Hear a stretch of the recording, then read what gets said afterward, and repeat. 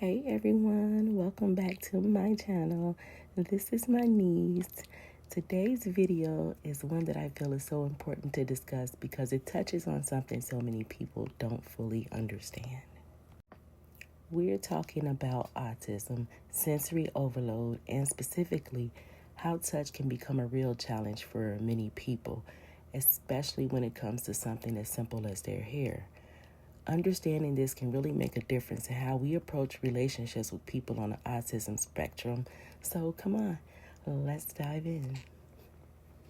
So what I do so that I don't manipulate her hair as much as possible is I try not to put any pressure of the comb on the scalp where I'm using a lot of pressure in order for me to get my lines in the parting straight.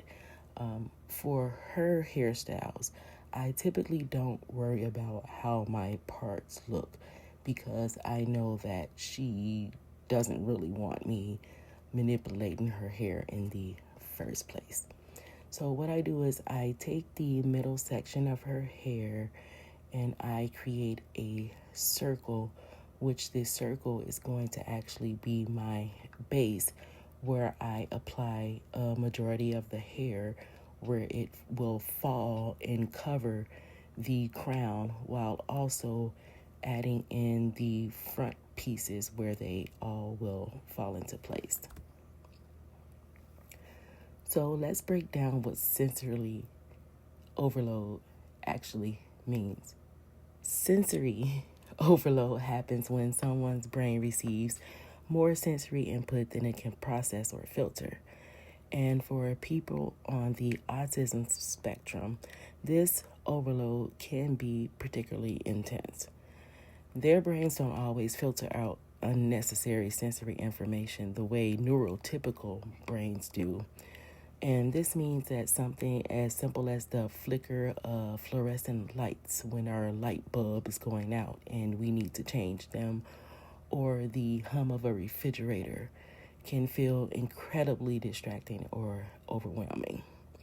So what I did was I tied down the top of her hair, and now I'm going to band one side because her hair is really, really curly, so it flies all over the place. With slight movement. So I'm banding this side of her hair. That way I can move on to one side and don't have to worry about her hair being on her where it's bothering her or becoming an issue. So imagine walking into a room with bright flashing lights or that humming sound of a fan and multiple conversations happening at once. To most of us, this might just be background noise, but for someone with autism, this is an overwhelming sensory experience for them. Their brains are processing everything at once, everything is happening at one time, and the result can be an intense feeling of discomfort or anxiety for that person.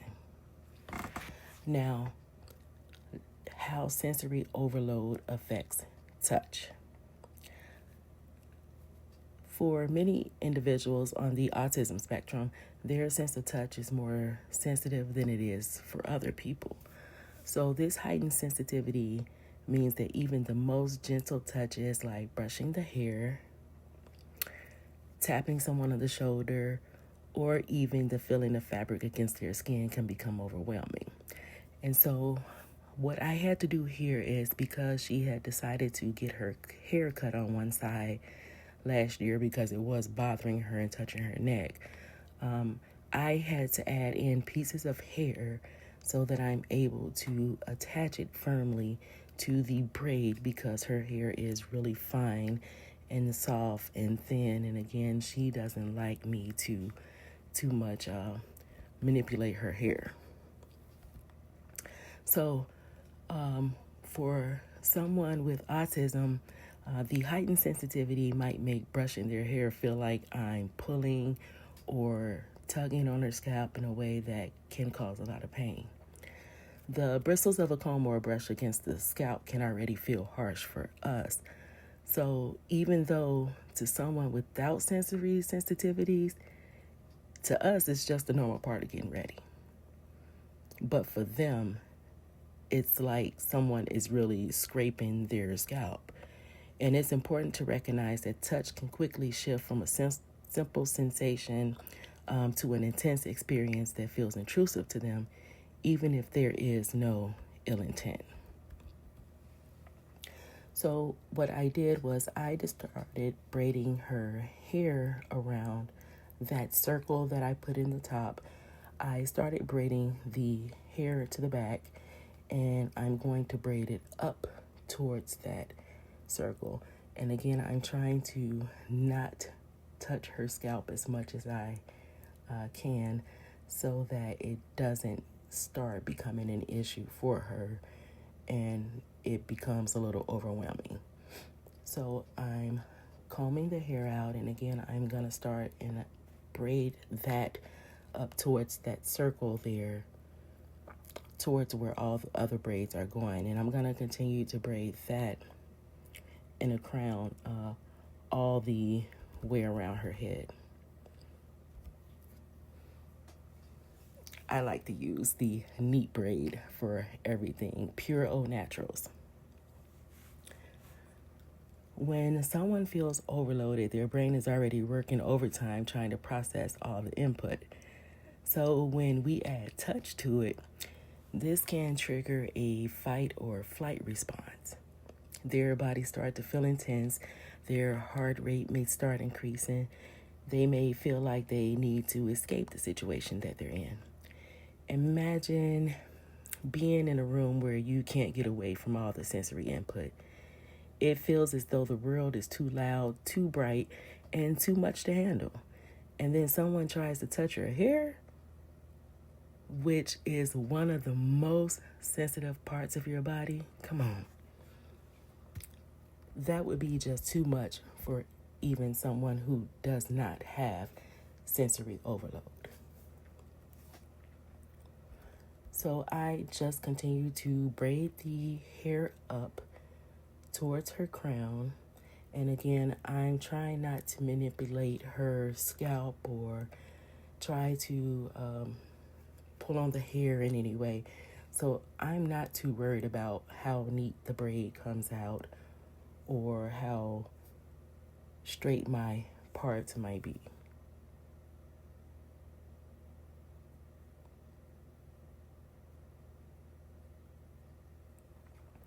Now, why hair is a sensitive area? Hair is a sensitive part of our body because of the nerves and the nerve endings in our scalp.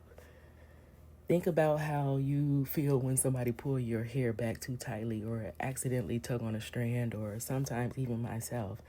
I may get my locks caught up under my arm and accidentally tug on them, and that hurts. Now, for us, we can tolerate it. It's just mild irritation. But for someone with sensory sensitivities, it can feel painful or jarring to them. The scalp is rich in sensory receptors that can pick up on even the smallest movements. As I always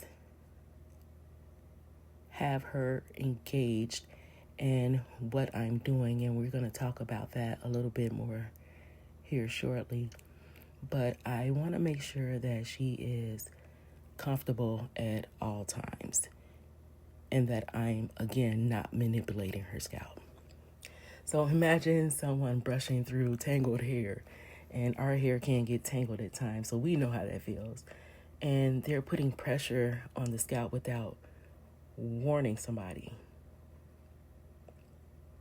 That small pressure, that light touch, becomes an overwhelming sensation. For someone with autism, this might cause them to pull away, feel discomfort, or even distressed. So at this point, I'm checking in with her and I'm touching and letting her know that I put the braids there so that she won't later on become distressed about why they're in her head or they're bothering her because she wants to touch her own hair. So their experience of touch is so much more intense and it's something that they can't easily control. So what I did was all the hair that I braided towards the crown, I'm now building that circle where I put that base. So I put a part at the mid side of her head so that I can start braiding the hair around into that circle.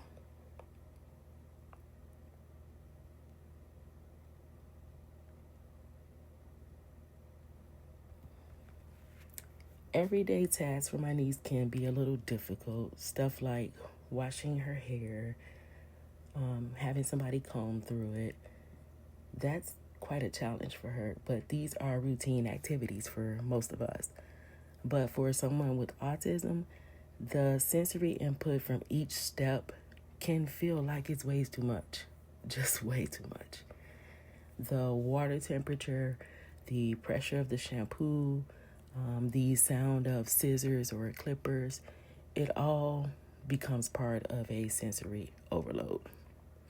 So we all go to the salon, right? So imagine being in a salon and trying to enjoy the experience.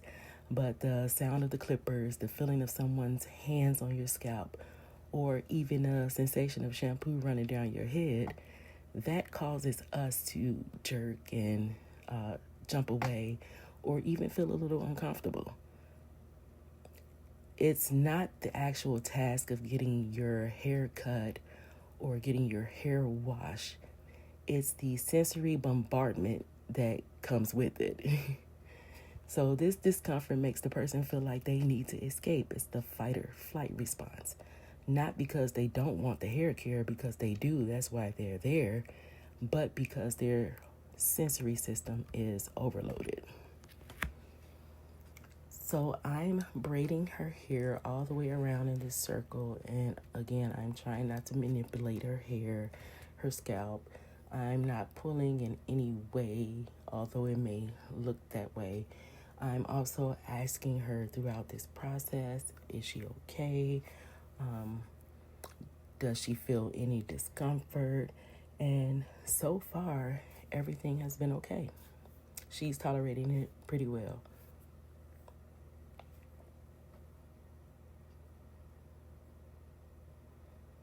So what we can do to help create a more comfortable environment for someone who struggles with touch, especially when it comes to their hair. First, always ask before you touch their hair and respect their decision. If they say no, don't take it personally. Their refusal is not about rejecting you, it's about managing their sensory environment. Instead of immediately reaching for the person here, offer them choices. Maybe they don't want you touching their hair. Maybe it'll feel a lot comfortable to them if they brush it themselves, and you can just offer suggestions. Or they prefer a gentler method like finger combing instead of a brush.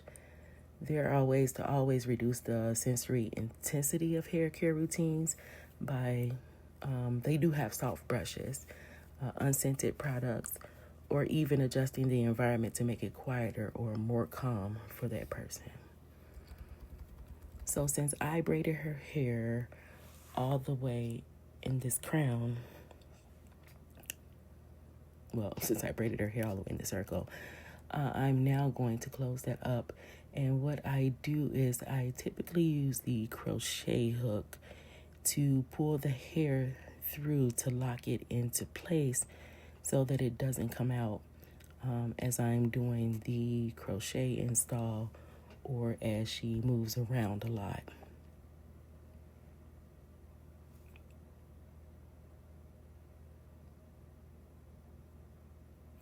So talking about these strategies that we can use to manage the sensory overload during hair care routines, one option would be to create a calm, sensory-friendly environment before you even start. For her, she likes to have her phone. We also have her laptop out, and she also has a tablet sitting on the table as well. She tends to switch between them all, and maybe again it just calms her in the process of me doing her hair. So you want to make sure that you also oil the scalp when you're applying braids, especially something that you're going to put in as a protective style. Make sure you oil the scalp so that your hair maintains nourishment throughout the process of wearing the protective installment. To reduce some of the sensory overload, you can also turn off any bright lights. Some people don't like the noise, so some people don't like to be on their phones or laptops, and they don't like to hear music playing in the background. So I'm going to go ahead and continue to place in the crochet braids. I did start some there at the bottom, but as you can see, I put in the crochet braid, grab onto a piece of the hair, and again, I'm doing it this way because I don't want her to jerk or jump away as I'm trying to pull the hair through. Of course, you would want to grab it from the thinnest end of the braid that you're installing because it just helps it glide through much easier. But she doesn't like that feeling, so I try to grab it closer to the scalp so it doesn't feel like I'm pulling, but also so I can control how I pull it through the crochet hook. So as I go through this process with her, I always give her a heads up about what I'm doing.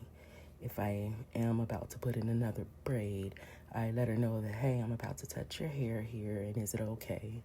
So I am letting her know it in advance so that she's not caught off guard or feel like I'm surprising her. You can also offer breaks during the process because sometimes a person may not be able to tolerate sitting throughout the entire length of getting their hair done. As we all know, our butts do get sore. I done had to take a few butt breaks in my time, and people who don't have sensory overload still have to take butt breaks. So it's always important to check in with them to see how they're feeling throughout the process. So as you can see, I'm applying the crochet braids. I'm not putting as many braids, crochet braids, on a braid that can go in. You want to always space them out so that it'll give it a more falling look, just like you would do knotless braids. You would want them to be more stair-stepping, shall I say, so that the hair would fall. I'm letting her know that I'm touching her hair. She's okay.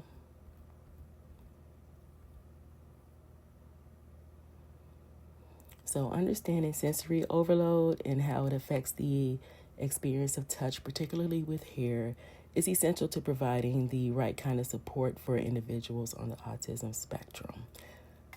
So this is what the hair looks like now that I've installed the top pieces. And I've asked her, is everything okay? She doesn't feel like anything's too tight. And this is where I actually covered in that crown. If you guys remember, I just showed you an up-close photo. So when you're doing someone's hair on the autism spectrum, it's important to recognize that their sensory experience is different from yours, and being patient, kind, and respectful of their boundaries at all times. Remember, the goal here is to make them feel safe and in control so they can enjoy the activities like hair care without being overwhelmed about the process. If you're ever in a situation where someone with autism is struggling with touch, offer alternatives. Respect their boundaries and be understanding of the fact that their sensory experiences are much more intense.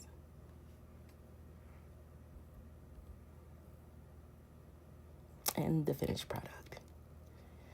Thank you for taking the time to learn more about how sensory overload affects individuals with autism, especially when it comes to something as simple as touch, and also sitting through this install and learning how to add crochet braids. If you have any stories, tips, or questions, please leave them in the comments below.